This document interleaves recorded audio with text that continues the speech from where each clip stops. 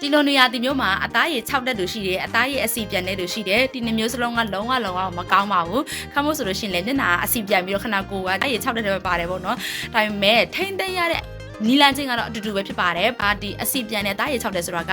ရေတက်ပြေးဝဖို့အတွက်အရန်ရေးကြီးပါတယ်။အားကြောင့်မလို့အပြင်ကနေလည်းရေတက်ဖြည့်ပေးရတယ်လို့အတွင်းဘက်ကလည်းရေတက်ပြေးဝနေဖို့အတွက်ရေများတောက်ပေးဖို့လိုအပ်ပါတယ်။နံပါတ်1ကတော့ရေများတောက်ပေးပါ။နံပါတ်2ကကြတော့ဘာလို့ဆိုနွေရာသီရောက်လာပြီဖြစ်တဲ့ကြောင့်မလို့အသားရေအတွက်အတိက lotion တွေအလူရက်ဝယ်ကြတယ်။ lotion တွေပုံမှန်လိမ့်ကြတယ်ဆိုပေမဲ့တချို့ကြတော့လည်းအသားရေ6တက်လို့ဆိုတော့ဘလို့နေဘလောက်ပဲလိမ့်အသားရေက6နေတာပဲ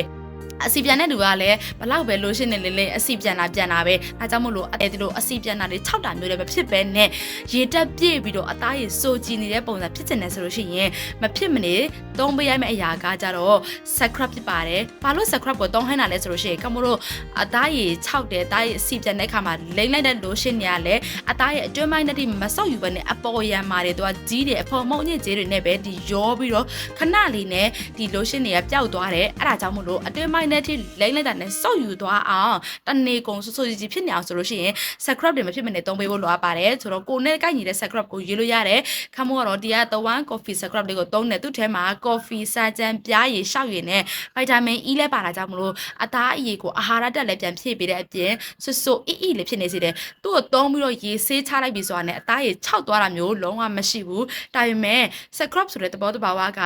သူ့ကိုသုံးပြီးလို့လိုရှင်းပြန်မလိမ့်ဘူးဆိုရင်အသားရည်6လာတတ်တယ်ဒါကြောင့်မလို့ scrub သုံးပြီဆိုလို့ရှိရင်ရေတက်ဖြည့်ဖို့အတွက်လိုရှင်းမဖြစ်မနေပြန်လိမ့်ပေးရပါတယ်အသားရည်စိုးကြီးလေးဖြစ်နေဆိုလို့ရှိရင်ရေများတောက်ပါလိုရှင်းပုံမှန်လိမ့်ပေးပါပြီးတော့ဒီလိုမျိုး scrub တွေသုံးပေးဖို့အတွက်မပြင်းပါနဲ့နော်နေရာဒီမှာလည်းကိုယ်အသားရည်ကိုထိန်းသိမ်းဖို့အတွက် scrub တွေကတော့မဖြစ်မနေစောင့်နာဖို့လိုအပ်ပါတယ်